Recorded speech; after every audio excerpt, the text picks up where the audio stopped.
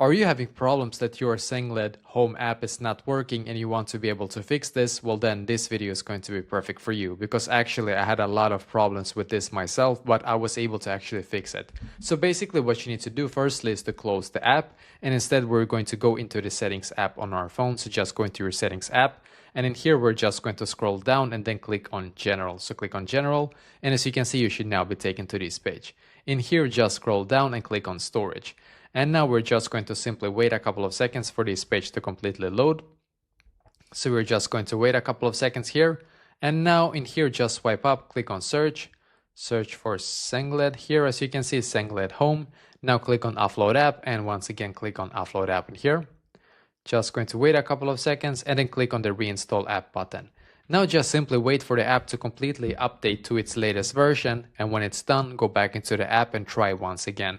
And hopefully now it's going to be fixed for you as well.